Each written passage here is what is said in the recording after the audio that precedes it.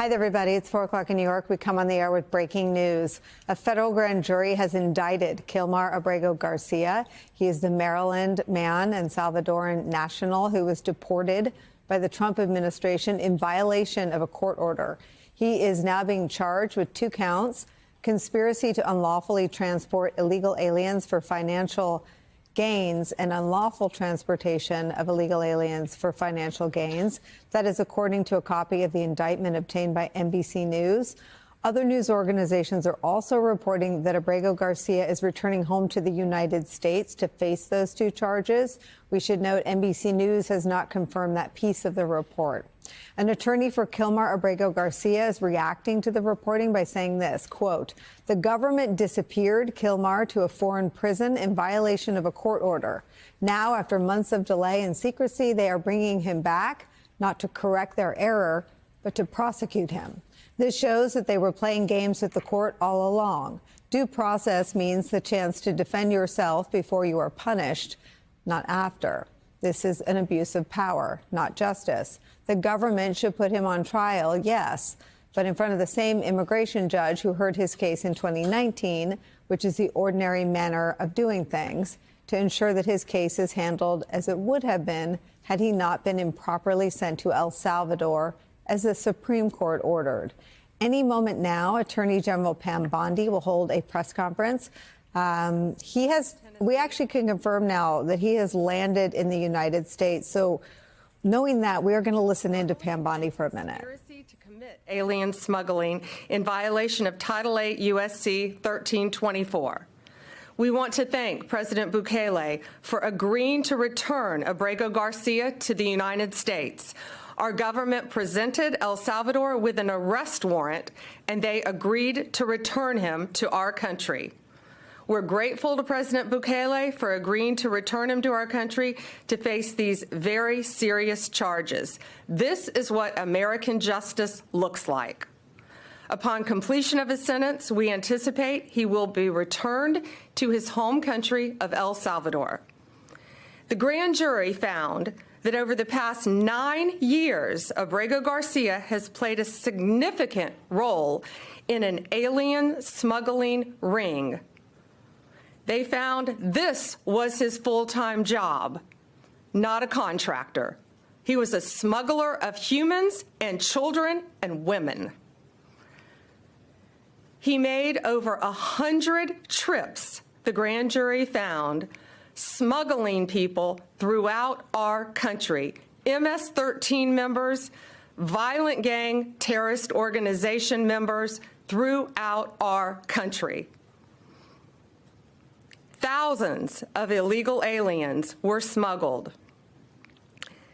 This is especially disturbing because Abrego Garcia is also alleged with transporting minor children.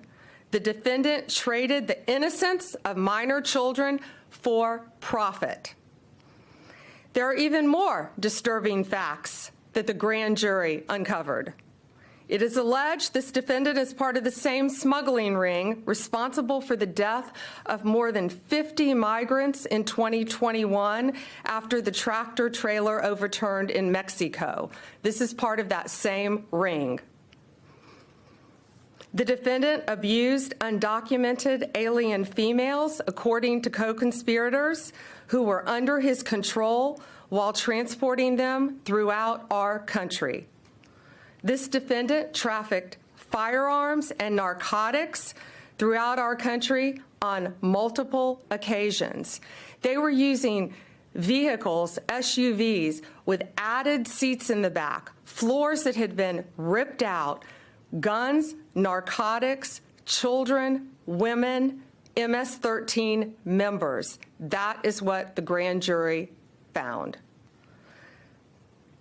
A co-conspirator alleged that the defendant solicited nude photographs and videos of a minor.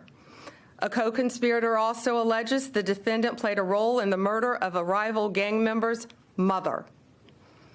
These facts demonstrate Abrego Garcia is a danger to our community. We want to thank the Department of Homeland Security, the FBI, our state and local partners, our acting U.S. Attorney Robert McGuire, and prosecutors from the Joint Task Force Vulcan. Questions?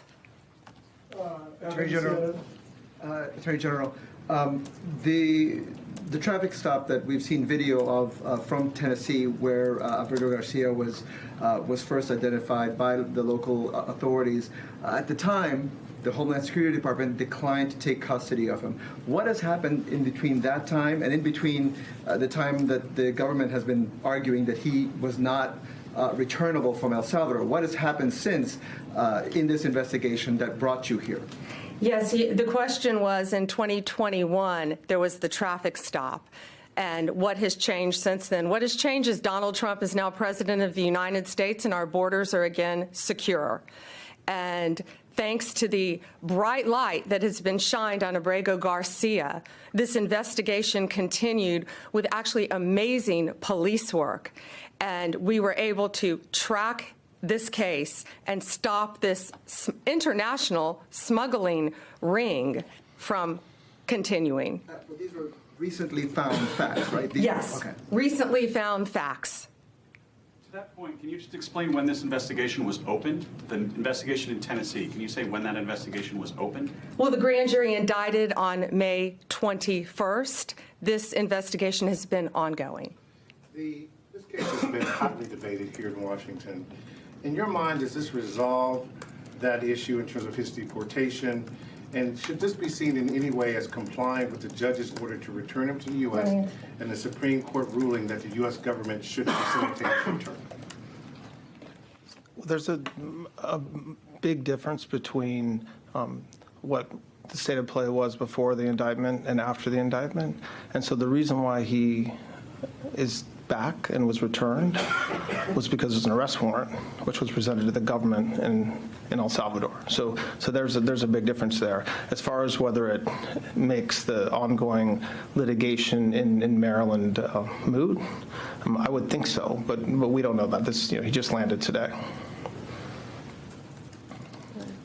Jake, CBS. I just want to confirm what you said earlier, that you're intending to prosecute him and keep him in an American prison if he's found guilty, and then would remove him after his sentence is over. Correct. Yes, he will be prosecuted in our country, sentenced in our country if convicted, and then returned after completion of his sentence. Last one, Sadie, Wall Street Journal. Okay. I have two. One's on topic, one's off topic.